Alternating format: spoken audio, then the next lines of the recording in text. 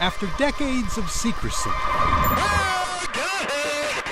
the federal government now admits there's stuff flying in the sky that they cannot explain. My feeling is that there is clearly something there. Sightings of unidentified aerial phenomena clustered around U.S. training grounds that maneuver abruptly at considerable speed without discernible means of propulsion. It is real. That's no longer a point of conjecture at this point. This admission gives new light to Minnesota's mothership of UFO stories. August 27, 1979, Warren, Minnesota, 20 miles from the North Dakota border.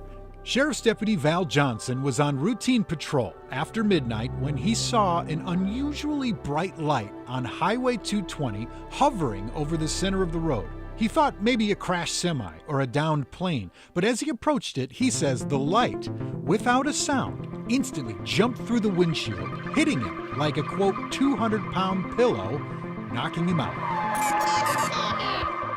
His watch and car clock had stopped working. He says his teeth were fractured at the gum line, his eyes burned. A doctor said it appeared as if Johnson suffered welder's burn in his eyes. His story and injuries mystified the nation. It's fun to look through them all. A light in the night.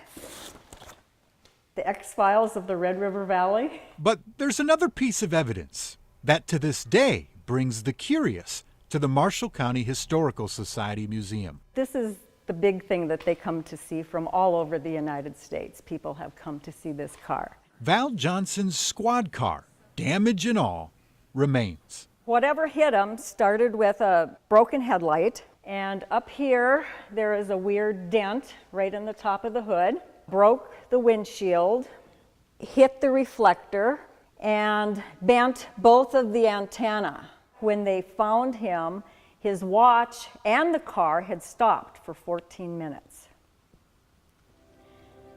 Who knows? The sheriff's office back in '79 brought out experts from Honeywell and the Ford Motor Company to examine the damage. The crash investigator from Ford said the cracks in the glass, collectively, were unlike anything he'd seen before. No one in 42 years has been able to take all those facts and create a reasonable explanation as to what happened, including Val, who in 1980 said, quote, "Upon reflection, we've come to the conclusion that perhaps the Creator has made other things we can't readily see or readily identify, and perhaps this is one of the things we encountered on the road."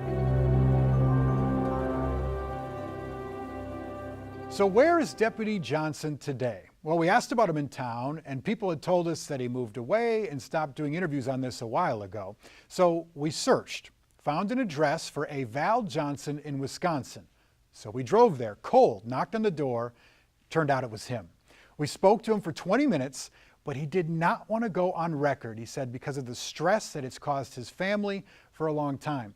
He did, however, give us permission to pass on this notion. He hopes these UFO sightings and these new government reports maybe give people new perspective on his story.